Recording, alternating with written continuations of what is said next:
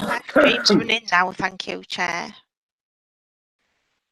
Okay, good morning everyone and welcome to the Adult Social Care Services Scrutiny Panel for the 10th of November. I'm Chair and my name is Jim Platt. We'll go straight on to the agenda and item number 1, we've got apologies for absence, please. Yes, Chair, we've received apologies from Councillors Jones and Walker. Thank you. Thank you. Item number 2, any declarations of interest from anyone? Not normally, so don't see any hands. Thank you. We'll go on to item number 3, the minutes of our last meeting on the 13th of October. Can we, excuse me, can we have someone to agree that those meetings are true? Agreed, Chair. Second up. Yes, Councillor Cook, and a seconder. Yes, Councillor Davison, thank you. Now move quickly on to item 4, where we are very Scully, Director of Adult Social Care, to provide an update for us. So Eric, over to you. So this is the staffing piece, Chair. Okay. Sorry, Chair, can I just interject? This is the integration of health and social care update, Eric. Oh, I beg your pardon. I beg your pardon. I've got so many things open on my desktop at the minute. I suppose the key thing for me to say at the minute is that the NHS is undergoing, as we're aware, probably the biggest reorganisation in certainly my working history, in that the clinical commissioning groups are disappearing and becoming part of the integrated care system, which will be the new NHS structure that's due to take over early next year. As I've mentioned before, Middlesbrough Council is part of the largest integrated care system in England, as will take in all of the North East and North Cumbria. So we're a relatively, well, not relatively, we're a small fish in quite a big pond. I have been, along with the Director of Public Health, have been going along to meetings as part of a group from Tees, which has been coordinated and led by John Sampson, the Head of Paid Service over at Redcar, on behalf of the Tees Chief Executives. And that's to make sure that our Chief Executives were able to inject their influence and their wishes into the conversations on the structure of the ICS. The key at the minute is trying to determine what the structure we will have on the local area, on a kind of Tees footprint. So the Integrated Care Board will have a single board meeting that will be responsible for, or a single board structure that will be responsible for the whole of the geographical area.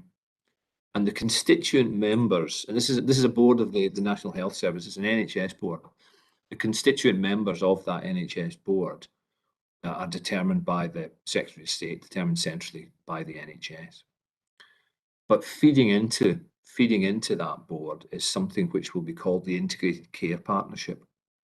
And the Integrated Care Partnership will be the committee structure that allows the other partner agencies, so local authorities, fire service, voluntary sector, the big players that we'd expect to see in any conversation about long-term health needs.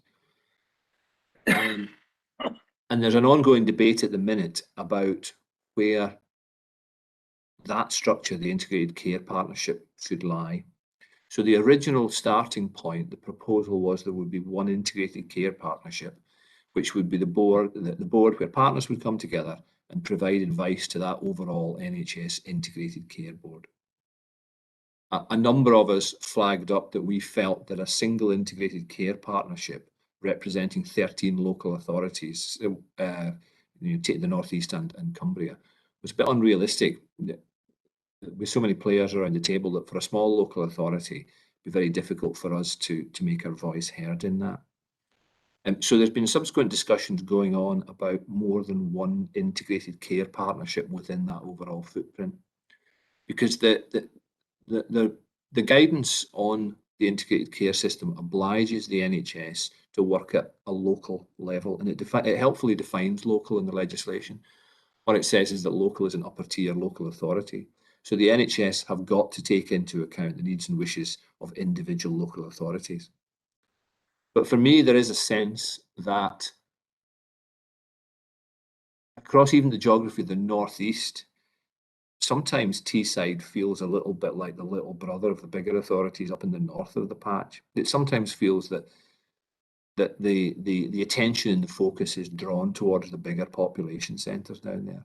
So myself and the other directors of adult social services, linked in with that meeting for the chief executive through John Sampson, we've been having a conversation about how we can make sure that Tees has a voice. And I think we've got to a point now where we're probably considering an integrated care partnership for Tees.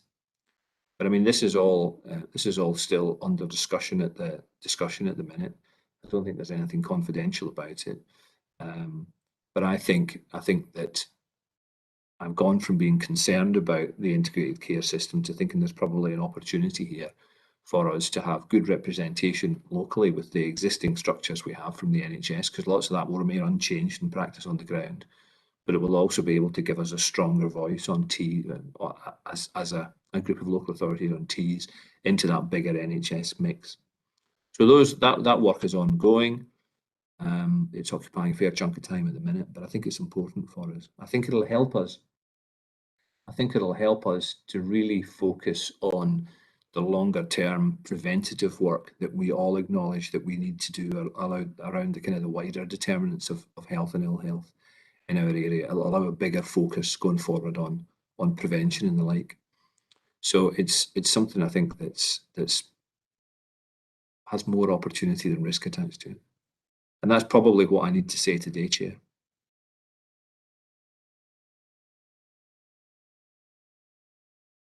Okay, thank you, Eric. I've just seen Denise's hand up and David, so I'll have you first, Denise, and then David. Hi, thank you. We're getting some work done, so if the drilling starts, I'll go back onto mute. Is there a time scale for this, Eric? Because I know you said its discussions are ongoing. When do we need to be ready by? So the onus is on the NHS to be ready. They have to have a draft constitution produced at some point. I think this month. That's all that is. It's a draft constitution, and I think there's a recognition that because of the impact of the pandemic nationally, I think the integrated care system, which will go live at the start of the next business year, I think that there'll be lots of areas where the structures are not going to be perfect. So I think it's been reassuring to hear a really strong voice coming out from the NHS in the Northeast saying the most important thing is not to break anything that we've got. We've got to make sure that structures work well for us going into the winter, and that we've got a kind of stable platform that we might need to make some changes to later. But yeah, it's becoming quite imminent now, Councillor. Thanks for that, Eric. In terms of if I can just do this through the chair, in terms of the draft constitution, will that be made available to the public? I don't think that will be made available to the public, and I don't know that categorically. But I think essentially it's an NHS internal document. So I think it's been kind of difficult for me to get my head around some elements of this, because I think principally the integrated care system change is essentially an internal NHS restructuring that invites them at various stages along the way to engage with local authorities as partners. But I think that constitution document is quite centrally controlled and will be relatively similar across the country. I'll find that out for you, Councillor. Right, thanks for that, Eric. Just one final point leading on from that. Will this be going, do we still have a joint health scrutiny with Redcar Cleveland, and will this issue be going to them as well? Thank you. There is a facility for health scrutiny. Whether we still operate a regular joint health scrutiny, I've kind of lost sight. I see some of your councillor colleagues shaking their heads there, probably know more than I do. Councillor Wilson is speaking, he's on mute. Thank you. Yeah, it's been, we haven't had a meeting, we haven't had one since COVID really. That's it, that's where we are at the moment. We haven't had one since COVID started, Denise. It has certainly been fed in through health and wellbeing boards. I understand that much, Councillor. Okay, Denise? Yeah, that gives rise to a lot more questions, but I'll leave them for now. Thanks. All right, thank you. David? Yes, thanks, Chair. Eric, if we get back to my pet hate here on Newcastle-centric type organisations, that all the money goes to Newcastle, some of it goes to Cumbria, and we get the scraps. I mean, it just smacks of that. I mean, I hate to say this, but what protection do we have to make sure we do get the budgets we require? Because James Cook, for our area, and I'm sure other hospitals, North Tees Hospital, places like that, we do need the money. We need the investment in this area. So if there was going to be a big hospital built at Newcastle, what's to stop them getting all the money and we're getting the everything else? So what I'm trying to say is, where is the guarantee that we will have control over our future health service rather than letting it be done by a board who may not understand our needs and requirements? So I think I've been given reassurance that the way the way in which the integrated care system will operate is based on a theory that where money at the minute comes to a local clinical commissioning group, and that local clinic, so in our instance, T's clinical commissioning group, makes commissioning decisions for health services within our local area. In future, that money will go to the Integrated Care Board. So that will be the board with the responsibility for all of the North East and North Cumbria. And the large-scale financial decisions will go through there. So the topic for discussion is what is delegated in terms of financial authority, what gets delegated to what level, what gets delegated to a place level, what remains at a high level, given the principle that you can take, you can hopefully make efficiencies, making larger scale decisions, make what you want of that. At the minute, the starting point is that the funding streams that go into local areas at the moment will remain the same. So the money that gets spent in T's at the minute, the clear understanding is that will continue to be spent in T's. And there is a discussion going on involving the NHS, involving local authorities, directors of finances have been involved as well, looking at proposals, and there are proposals at this stage for what will be delegated to what level within the system. I'm not seeing anything obvious at the minute that suggests we lose significant control. I think if anything, there's probably an opportunity for us as local authorities on T's to have a louder voice in the influencing of where money gets spent. So I don't think there's nothing I'm seeing that rings alarm bells with me at the minute. That it becomes Newcastle, for instance, centric. You picked out Newcastle, not me. And believe me, I've looked for that, because my starting point was a kind of anxiety about that as well. But I think the T's chief executives, through John Sampson, their involvement in this has been very alert to the risk of that, and that's been their focus, is making sure that we get proper delegated decision making around finances. And I think throughout this has been an ambition that we come out at the end with a system where we are able to invest money more on the basis of need than on geography, for instance. And I think we obviously know we have particularly challenging health demographics in our area. And I think if anything, there's an argument for greater investment within T's rather than less. Yeah, my worry about that would be, say, they look at it as a package, look at the T's as a whole and say, oh, well, North Tees needs a hospital, which I'm sure it does. Hartlepool needs a hospital. Oh, well, James Cook, it's all right. It's a modern hospital. They don't need the investment. So the more you increase the size of the area, you may have the same amount of money, but people's concept of what that area is changes. So what we need is what you're saying. We need a proper representation to make sure that we get our more than our fair share, because you're right. I think certainly in our part of the area, the health problems in Middlesbrough, surrounding area, is such that we should be getting more money rather than less. So it would be my idea, if you like, that we should get a bigger representation and make sure that we don't lose out. I would agree. I would agree. Okay, David, thank you, Eric. Anyone else, any questions for Eric? No, we'll move on then. Item number 5. This is a national problem then, but we want to make Middlesbrough better, so that's why I've asked it to be put on the agenda for today. As panel members, we will be aware that this is an additional topic that has been placed into our work programme for the purpose of records and to advise any press and public observing the meeting today. In the period since the panel agreed its work programme in July, issues around the recruitment and retention of staff within adult social care has emerged. This is in relation to fieldwork teams, for example, social workers or social care workers. In addition to matters arising from COVID-19 and developments in the current workforce, details in respect of the Health and Care Bill 2021 have been gradually emerging. Further details continue to be awaited, but what has become clear from those released to date is that there will be significant implications for local authorities. With this in mind, the panel felt it important that this matter to be looked into with some urgency.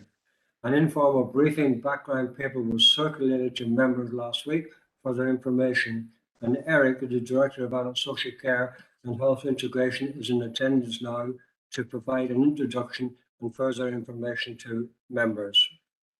Thank you, Eric. Can you, if you want to go through your papers and point out some of the key issues, or if all the panel has already read them, we can ask you questions. I'll be entirely guided by the panel, Chair. Okay. Has anyone any questions? If you can see if the scrutiny briefing paper was sent out, and I know I have a couple there, so I'll start. And Of course. Yeah. On page 3, you highlighted that one of our neighbouring authorities pays approximately £3,000 more a year for a qualified social worker. So how can we compete with that? Because obviously, if I was a social worker and I was getting paid £3,000 a year more, with the next door neighbour, I would go to them. Okay. I think I'll probably take a couple of steps back in the process of answering that, if you don't mind, Chair. Yep. So I got here nearly 15 years ago and was one of the principal practitioners in one of the community care teams. And it was really obvious then that we had a really stable and established workforce within adult social care. And that's pretty much remained the same until very recently. And I think, you know, to some extent, we haven't realised how lucky that we've been in that we've had such a stable cohort of staff. And just as in the same way that I haven't really noticed that I've been sadly getting older, you know, the staff have been getting older as well. And we're at a point now where we have a substantial number of individuals who are retiring, about to retire, or frankly have got to a place in their career where they're kind of saying social work's becoming a more challenging profession and I'm close enough to retirement, I'm going to go now. So we've seen a lot of turnover recently. And it became clear probably about a year ago that where we were recruiting staff, the individuals who we were able to recruit were probationary social workers. So social work along the way has become a degree profession. To be a qualified social worker and have the title, you need to complete a degree in social work. Once you've finished that, you do a year, an assessed supported year in employment. And it's only at the end of that that you get the final tick in the box. So when we recruit what we call ASYE social workers, they're probationers. And I'm glad to recruit them, and lots of them are excellent social workers, but they require a fair bit of time and investment from their supervisors in that ASYE year. So we've been running with more and more ASYEs. But to be perfectly honest, in recent months, we can't recruit even ASYEs. So we're going out to recruit social workers and we're getting next to no applicants or no applicants. And that's become a critical issue for us. I think to answer your question directly, you know, one of their neighbouring authorities does start social workers on a salary that's £3,000 or thereabouts, £3,000 higher than we do. And in that particular instance, about mid-seniority, I think, in their careers, the salary scales do even up. But if you are a, you know, hypothetically 22-year-old graduate starting on your career in social work, and someone's going to start you off £3,000 further up the salary scale, you're going to go with that. So that's become a real issue for us. I think we're exploring a number of things. There is no silver bullet to this. You know, I would very much like to raise the salaries arbitrarily of everyone within adult social care, but that's an unrealistic thing to do, I think. So there are a number of things that we're exploring at the minute to see how we can better remunerate our social workers, how we can stabilise recruitment retention. And one of those things is a conversation with HR that's ongoing at the minute about whether or not we can find a way of starting our social workers on the same sort of salary as those neighbouring authorities. But we need to be really mindful that all of our staff grades are evaluated against a centralised scheme, and to arbitrarily start someone further up a scale is in HR terms more complicated than on the face of it seems. So I don't know what the outcome of that will be yet, but it's certainly something, Chair, that we're exploring. Thank you. Sorry, just quickly, has this been a gradual decrease in the social worker, or is it just hit because of COVID? I think it's it was an issue that was growing for us, and then it's suddenly become much more acute during that period of COVID. We've had a number of staff leave. Recruitment's been much more challenging. I think part of, you know, within children's services, for instance, historically there's always been a reasonable turnover of staff. We haven't had that in a stable staff group, and then suddenly people left, and that coincided with a national recruitment issue around qualified social workers that's more acute in the northeast than it is nationally. So it's a kind of a bit of a perfect storm. Sounds hackneyed, but it is a bit of a perfect storm from a recruitment perspective.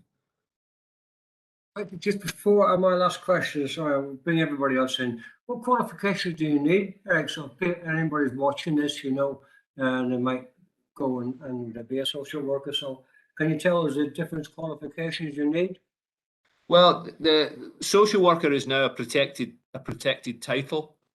So it used to be that we would have qualified social workers and we had unqualified social workers. And to call yourself a social worker now, you need to be qualified as a social worker. So you need to have a degree in social work and you need to be registered as a social worker. So we're a profession that's registered in pretty much the same way as nurses or occupational therapists, and that's a degree profession. So it used to be there were various diploma routes into it. Now you need that degree in social work, and that's been, you know, and I'm not negative about my profession being a degree profession at all, but it does make it logistically, I think, a bit more complicated for some people to undergo training. So some people who, you know, in the past might have undergone training have been put off with the fact that it's a longer degree training now.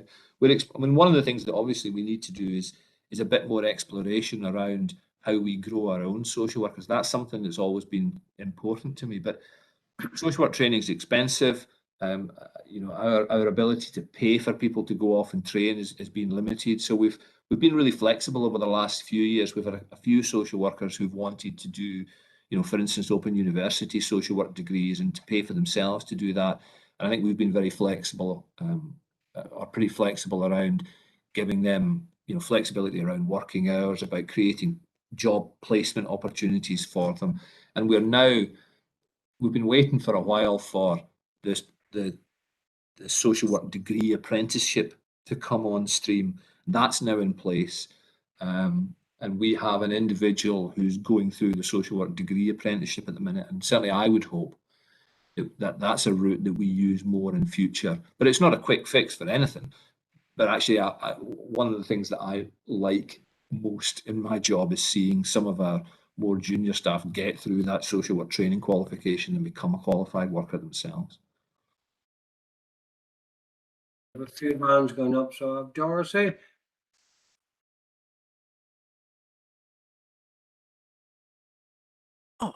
Can you hear me now? Because this seems to be working me this morning. We can. Thank you. Councillor Davison speaking. Eric, there is a degree course that runs at Teesside University, I believe. Do we do any work with them to encourage young people eventually to come to us? And also, social workers have to be registered. That's correct. How long do they have to work? Once they've got the degree, how long is it until they're actually allowed to be registered worker? So social workers they register as an approved, they register as an ASYE social worker. So you finish a degree course, you register with Social Work England, you get a job as for your approved supported year in education, and then at the end of the year, the local authority who's employed them signs off on their year, and then they get full registration at that point. So they are already registered with Social Work England as it is now. Keeps changing. And they do that probationary year. Yeah, we do have contact with Teesside University. I mean,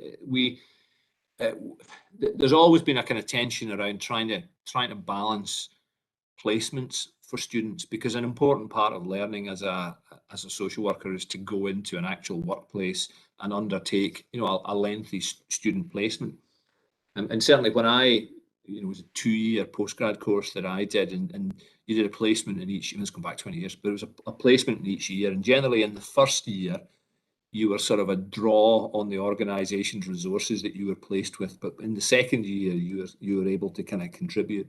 So it's true that if we get a good third-year student, then they contribute to our overall resource rather than draw on it in terms of supervision. So yeah, we do work with Teesside University. We do take students from Teesside University. Right, thank you for that. Okay, Darcy, thank you. Well, now Graham, then Denise, and then David. Yeah, but how long does it take to train a social work group, Eric? How many years in total, from like an apprenticeship type of thing?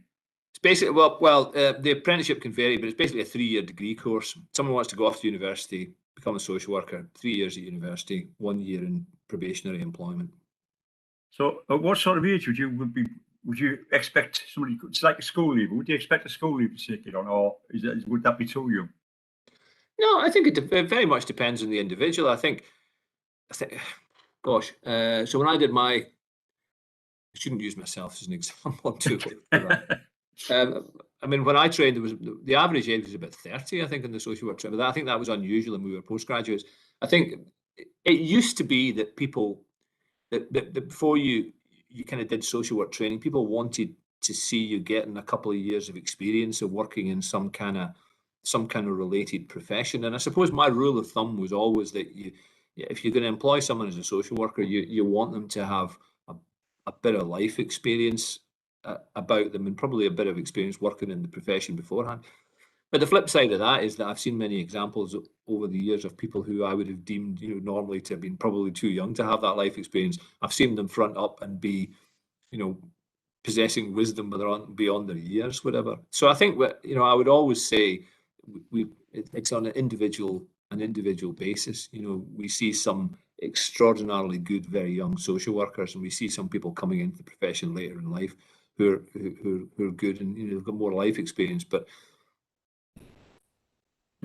I think everyone has something to bring to the profession. I think it's more about it's probably less about experience, if I'm honest, and more about your ability to reflect and to empathise and to listen. So I'm not driven by ideas of age with social workers. I'm really not. A bit more life experience, yeah. Right, fine, thanks, Eric. Okay, sounds good. Right, Denise? Yeah, thank you. Couple of questions, Eric. You provided us with some figures on the number of social workers that we've got. Are we employing agency staff at the moment? How many agency staff do we have? And sorry, my second question is, do we have the right structure? We've talked about qualified social workers and unqualified in the ways that we used to have. Is it time to look at the structure of the service to see if we've got the right structure in place? Thank you. So no and yes to two questions. So we We don't have a track record of employing agency social workers in adult social care. We've kind of, until now, we've sort of had the luxury of not needing to, if I'm honest.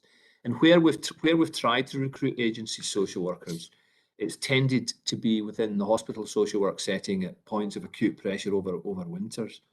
It's never been a very successful experience for us, if I'm honest. There isn't the same availability of experienced and capable adult social workers in the agency system as there is within children. And that's a reflection of the fact that broadly adults had stable workforces and children's had lots of turnover. So it's always been much easier to get agency workers in children's services.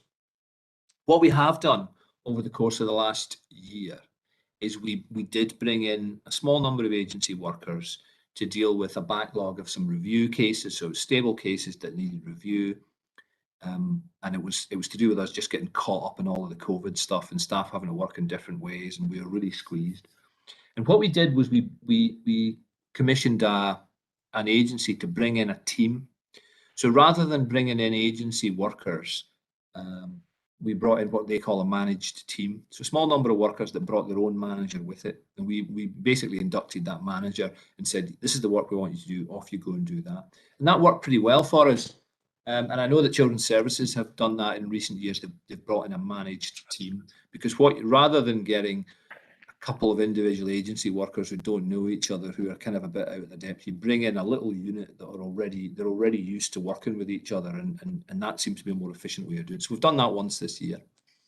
I'm contemplating that again at the minute, as a response to the kind of the acute problem we've got at the moment. So we're talking to a number of agencies about whether for a finite period we bring in a managed team. And I think we've got the resources to do that, albeit bringing in agencies kind of goes against the grain, because it is, you know, hour for hour, much more expensive than recruiting your own social workers. So it's something I would want to kind of minimise wherever I possibly can. As far as structure goes, I think I completely agree that we're probably at a time now where we need to revisit some of the structure. There's a number of kind of things that sit behind that. So I'm not going to talk about qualified and unqualified staff in our teams, because people fall into that, and it's a horrible thing. We've got staff undertaking a number of roles within our social work teams, and I think that probably in terms of the day-to-day work, the key roles are our social workers and our social care workers. And I hate it when I hear social care workers referred to as unqualified workers, because what we tend to have is people who've got all sorts of qualifications in all sorts of things and a whole load of experience, who have been supporting and propping up our department for donkey's years. They might not be qualified as social workers, but they're certainly not unqualified. And I can't say that loudly enough or often enough. I suspect that whatever we do around social work recruitment and retention, the reality is we will probably move to a place where we run adult social care with a smaller number of qualified social workers, a bigger ratio of clients to qualified social workers. But we can't let that mean bigger caseloads, because that wouldn't be safe. So I think that we will use more of the social care worker roles probably within our structures. So there's a number of ways we could do this. And traditionally, social work teams have been made up mostly of social workers, but with some social care workers kind of in there as well. And I've worked in exceptions myself, where it's been the majority has been the social care workers with a couple of social workers. I think that's probably the model that we work to. So in my head, I think, well, maybe, and it is a maybe, maybe we have social workers as supervisors within a small circle, an expanded circle of social care workers. Social care workers, I think, are easier to recruit than qualified social workers. They're no less important.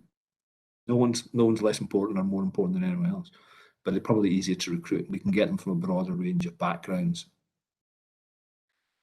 And then, so two things come to mind for me. One is, if we put the social workers in a kind of supervisory role in there, then we need to look to how we support the social workers in terms of their training and development. We need to look at linking grades so that social workers can progress into more senior roles to make Middlesbrough Council more attractive. There's a clearer career progression for them.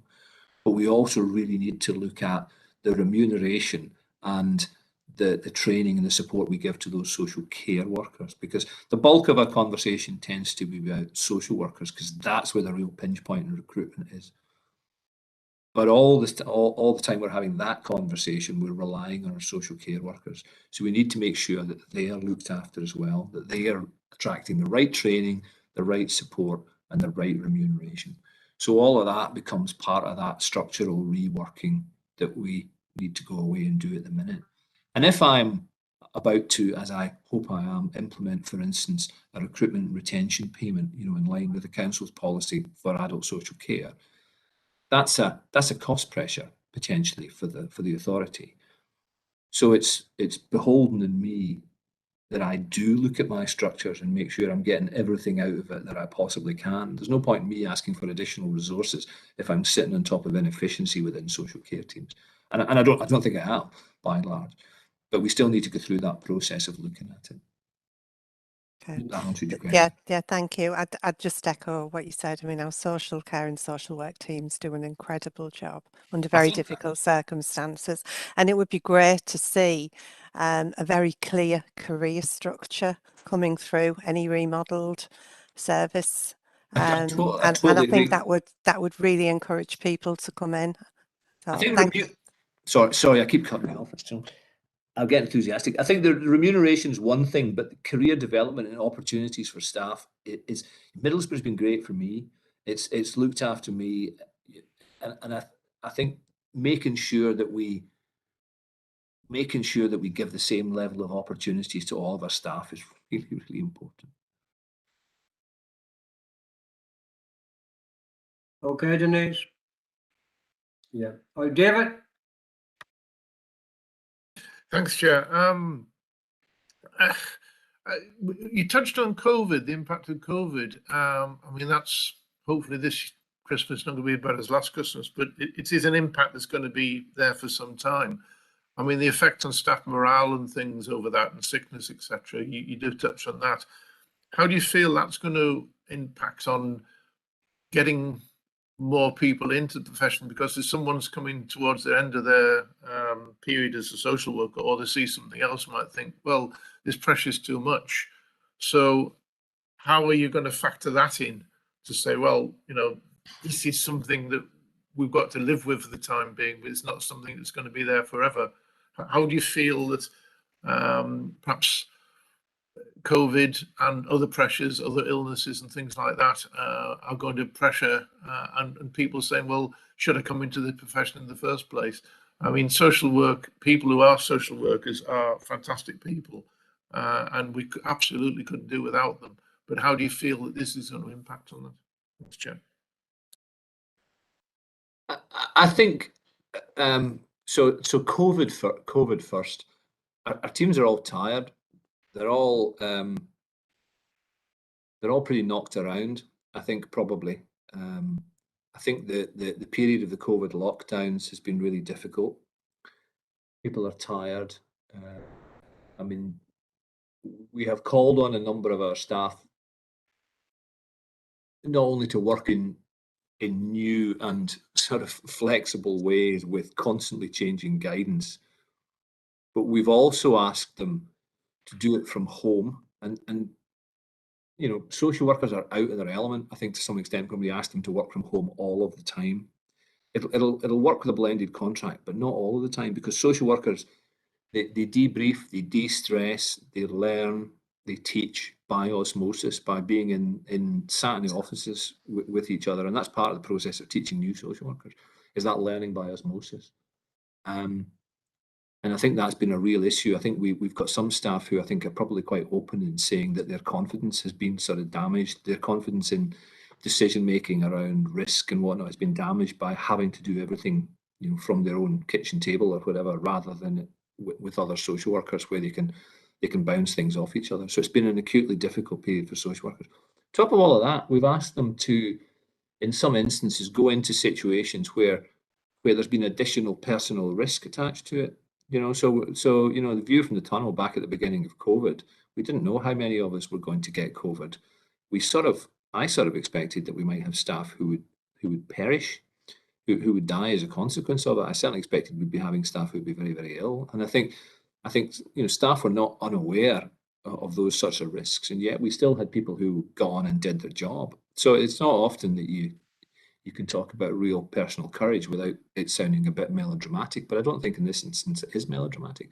So the staff have been magnificent, without exception, and it's been humbling for me, and a subject of immense pride for me, the way staff have dealt with COVID. But people are tired. There's no question about that. And I think the fact that we have lost staff over the year has also meant that that has transferred additional pressure onto the staff who are still at their desks. One of the things about social work, it's one of the things I enjoyed about being a team manager in social work, is that you never had an entirely planned day. You knew what your priorities were at the start of the day, but they always changed. It was always dynamic. There was always something that was a higher risk thing that landed in your desk. So that constant juggling of things, you know, that's part of, in a way, the enjoyment of social work, the challenge of social work.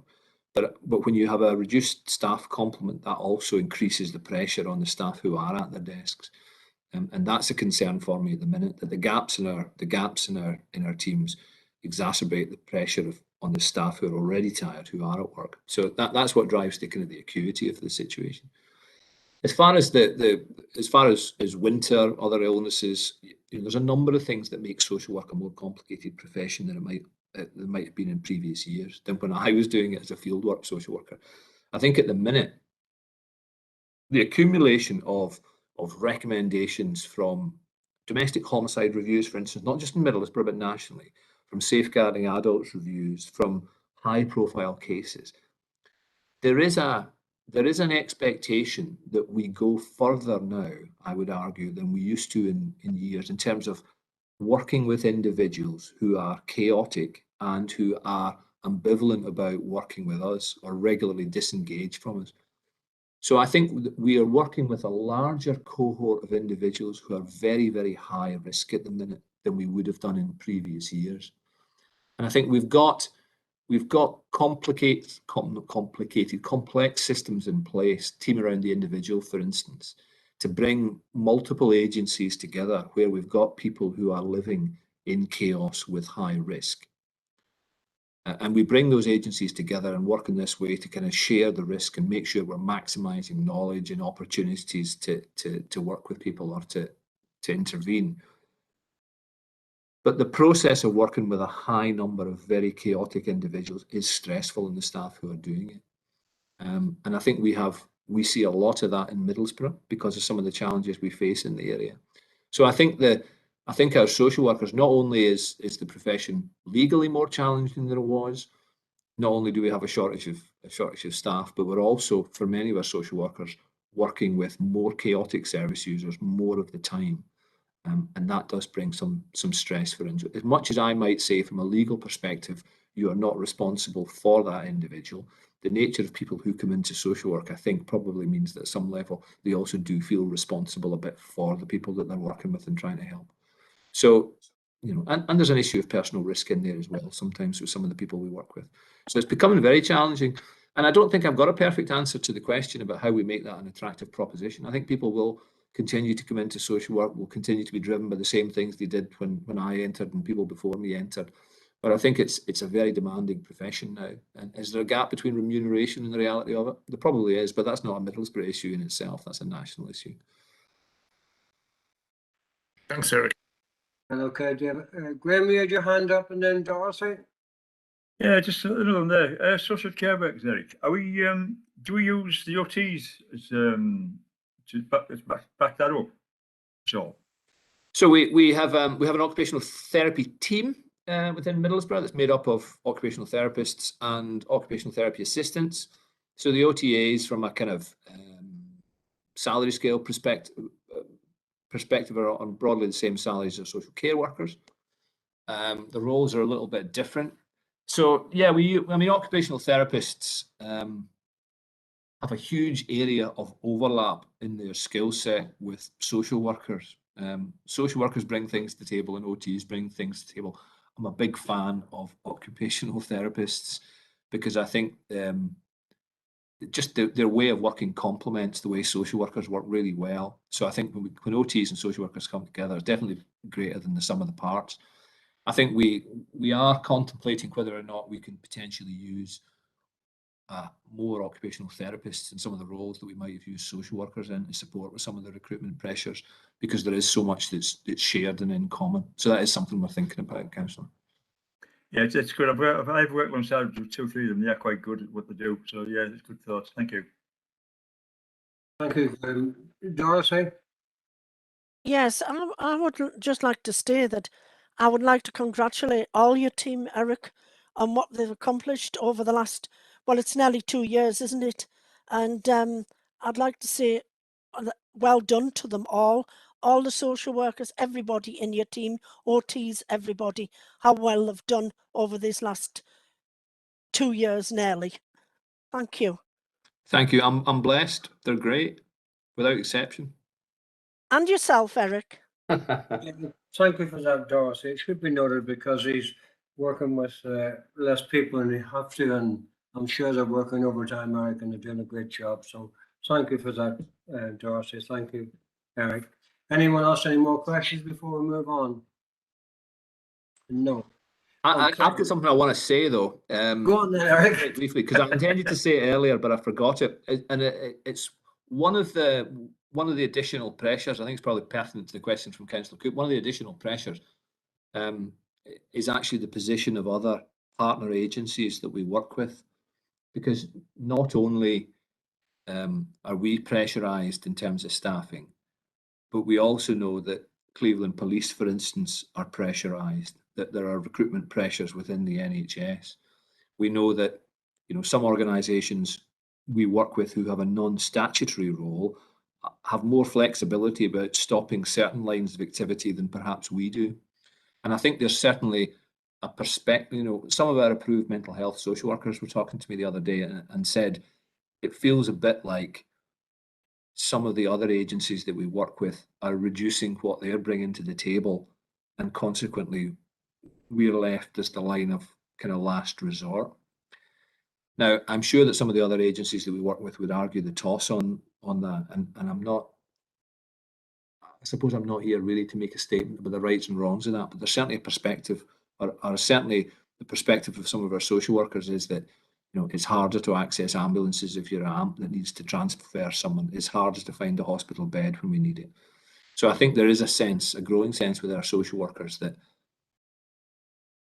you know, it sounds crude to say that sometimes the local authority, that social care is left holding the baby, but I think there is a kind of feeling along those lines on the ground at the minute, and that's something that I think I need to explore a bit more. For instance, with, you know, with the NHS and with the police locally, that we need to make sure that we are as coordinated as we possibly can be in maximising the use of our resources. Okay, Eric, thank you. Well, thank you, Eric, for attending and providing that information. Now we have to move on. Regarding the next steps for the review, some terms of reference will need to be agreed, and I will ask Chris to facilitate this process to enable this to take place.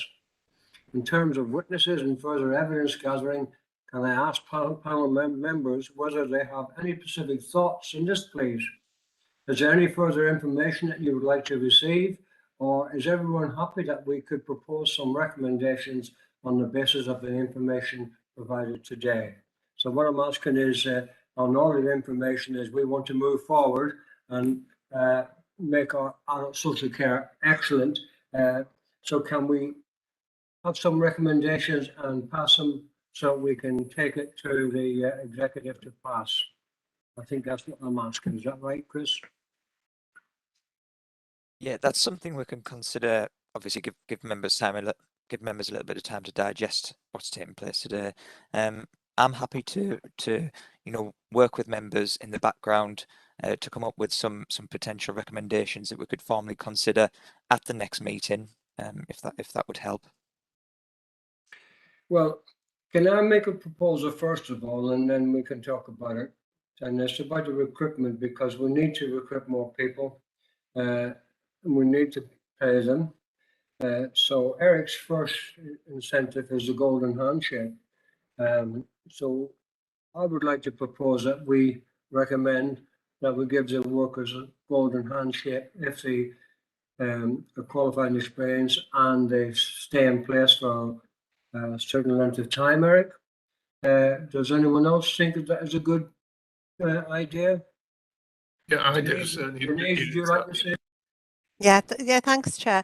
I don't have any issues with that. I just want to make sure that it's in line with our policies, that it fits with the current structure and other similar roles within the authority. I mean, the AMPs were mentioned, and that was brought in 2015, the report that came forward on that.